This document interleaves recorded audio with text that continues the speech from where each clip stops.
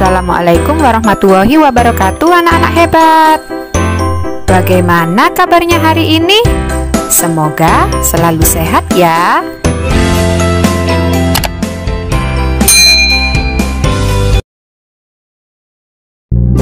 Pasti sudah siap belajar ya anak-anak hebat. Jangan lupa disiapkan bukunya dan kita baca doa dulu sebelum belajar ya. Hari ini kita akan belajar tata tertib di sekolah pada tema 6 subtema 2 muatan pelajaran PPKN KD 3.2 mengidentifikasi aturan dan tata tertib yang berlaku di sekolah. Anak-anak hebat, sebagai pelajar kita memiliki tugas belajar. Kita berangkat ke sekolah untuk belajar di sekolah. Kita tidak boleh terlambat tiba di sekolah. Tiba di sekolah, kita memberi salam kepada guru. Yuk kita ingat kembali beberapa tata tertib yang harus dipatuhi di sekolah ya. Yang pertama, tidak terlambat datang ke sekolah. Dan yang kedua, menyapa guru saat berpapasan. Yang ketiga, tertib saat mengikuti pelajaran di kelas. Yang keempat, berpakaian rapi. Dan yang kelima, ikut serta dalam kegiatan piket di sekolah. Jika tata tertib dipatuhi oleh semua warga sekolah, maka kegiatan belajar akan berjalan lancar dan menyenangkan.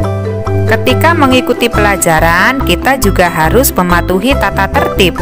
Misalnya, memperhatikan petunjuk guru. Selain itu, kita juga harus menyelesaikan tugas dari guru.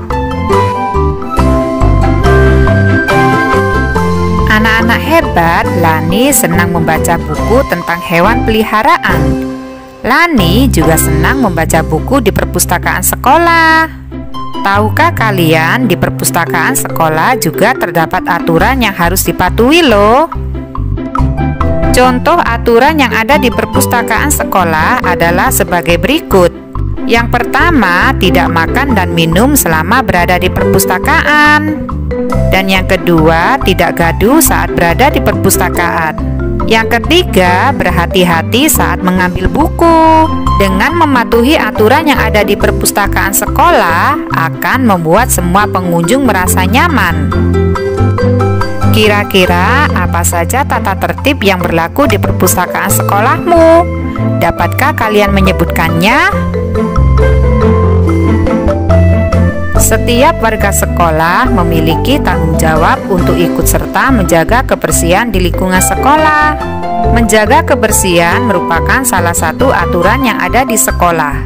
Lingkungan sekolah yang bersih dan sehat akan membuat siswa belajar dengan nyaman dan menyenangkan. Nah, berikut adalah hal-hal yang boleh dan tidak boleh dilakukan di sekolah ya. Baca kalimat pada kotak, lalu hubungkan pada gambar yang sesuai. Coba perhatikan di situ ya anak-anak hebat. Kita hubungkan dulu kalimat pada kotak dengan gambar yang sesuai ya. Kalimat yang pertama, mencoret-coret tembok. Kita tarik garis ke gambar anak yang sedang mencoret-coret tembok. Nah, perbuatan ini sudah jelas tidak boleh dilakukan di sekolah ya anak-anak hebat. Kenapa? Karena mencoret-coret tembok kelas membuat tembok menjadi kotor dan tidak indah dipandang mata. Kalimat yang kedua, membuang sampah pada tempatnya. Langsung kita tarik garis ke gambar yang sesuai ya. Hal ini boleh dilakukan di sekolah karena membuang sampah di tempatnya membuat sekolah menjadi bersih. Dan yang terakhir, melaksanakan tugas piket kelas. Kita tarik garis ke gambar Udin dan teman-temannya yang sedang melaksanakan piket. Kegiatan piket kelas juga boleh dilakukan di sekolah. Kenapa? Karena membuat kelas menjadi bersih. Pelajaran Bahasa Indonesia kelas 2 SD, tema 6, merawat hewan dan tumbuhan, subtema 2, merawat hewan di sekitarku. Pembelajaran 1, menjelaskan hewan menggunakan huruf tegak bersambung. Saat menulis, kamu harus memperhatikan kesamaan ukuran huruf, kerapian tulisan, dan huruf pada awal kalimat ditulis menggunakan huruf kapital. Huruf kapital juga digunakan pada penulisan nama tokoh cerita, nama tempat, atau nama hari. Pada pembelajaran kali ini, kamu akan mempelajari cara menulis huruf tegak bersambung untuk menjelaskan seekor hewan. Kamu perlu mengetahui ciri-ciri hewan tersebut, misalnya menuliskan cara bergerak, jenis makanannya, cara berkembang biak, dan tempat tinggalnya. Pembelajaran 2, aturan penggunaan huruf kapital pada teks. Huruf kapital digunakan pada kata-kata tertentu. Beberapa kata yang harus menggunakan huruf kapital dalam penulisannya. Pertama, kata di awal kalimat. Contohnya, sapi memakan tanaman rumput.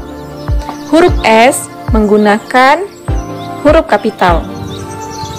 Kedua, kata pada judul teks. Contohnya, daur hidup kupu-kupu. Setiap awal kata menggunakan huruf kapital. Yang ketiga, nama orang. Contohnya, Dedi, Made, Komang, Lani.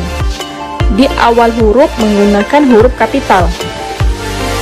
Yang keempat, nama bulan dan hari. Contohnya, Januari, Februari, Senin, dan Kamis. Ingat, di awal hurufnya kita menggunakan huruf kapital atau huruf besar. Penggunaan huruf kapital pada nama hari. Huruf kapital juga digunakan pada nama hari. Misalnya Senin, Selasa, Rabu, dan Kamis. Perhatikan kalimat dengan nama hari berikut.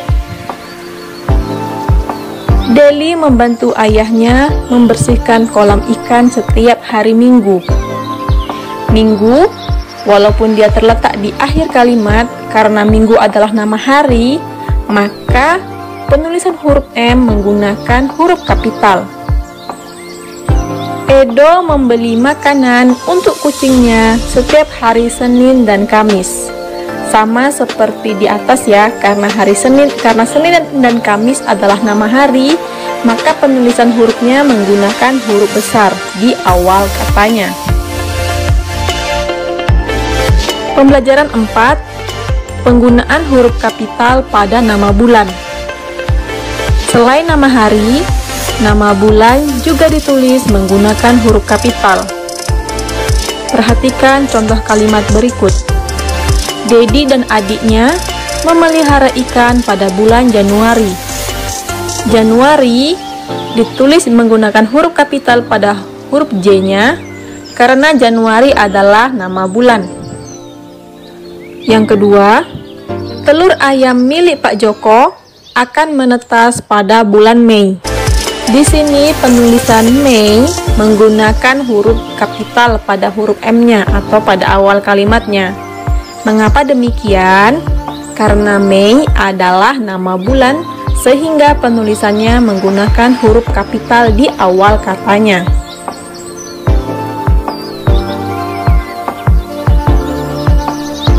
Pembelajaran 5, penggunaan huruf kapital untuk nama orang. Huruf kapital digunakan pada awal beberapa kata, misalnya pada nama orang. Perhatikan contoh kalimat dengan nama orang berikut. Dedi dan Made membeli ikan hias di toko. Karena Dedi dan Made adalah nama orang, maka penulisan pada awal kata menggunakan huruf kapital. Walaupun kata Made terletak di tengah-tengah kalimat. Contoh yang kedua, Fitri bertemu dengan Komang saat ingin membeli makanan untuk kucing peliharaannya. Sama halnya dengan yang tadi ya, penulisan huruf F pada nama Fitri menggunakan huruf kapital karena Fitri adalah nama orang. Sedangkan penulisan Komang menggunakan huruf kapital pada huruf K-nya karena Komang adalah nama orang. Pembelajaran 6. Penggunaan huruf kapital di awal kalimat. Selain digunakan pada nama hari dan nama orang, huruf kapital juga digunakan pada kata di awal kalimat. Beberapa contoh kata di awal kalimat adalah sebagai berikut. Kemarin sore, Benny dan ayahnya mencuci kandang ayam. Yang menjadi kalimat awal kalimat di sini adalah kemarin, ya. Maka dari itu kata kemarin menggunakan huruf kapital. Benny nama orang jelas menggunakan huruf kapital. Yang kedua, Dayu gemar memberi wortel pada kelincinya.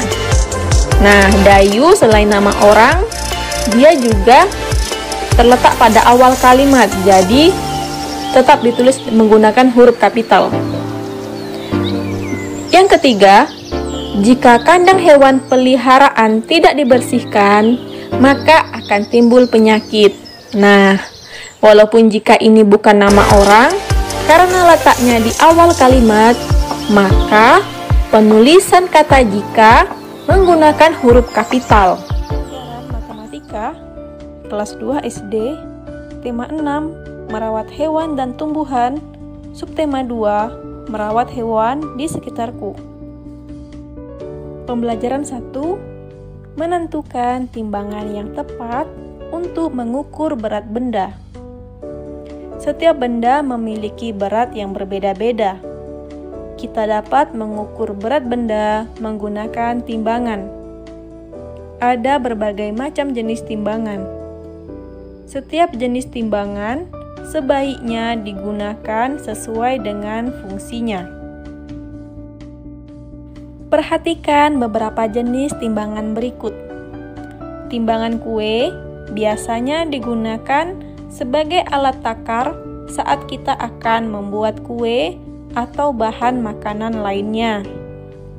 Sedangkan timbangan pasar disebut juga timbangan bebek. Timbangan ini biasanya digunakan di warung atau toko kelontong untuk menimbang gula, telur, minyak goreng, dan tepung terigu. Timbangan ini dapat menimbang benda lebih banyak dari timbangan kue.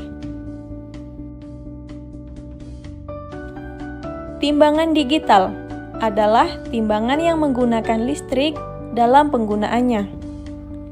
Nilai pengukuran yang dihasilkan lebih teliti jika dibandingkan dengan timbangan pasar.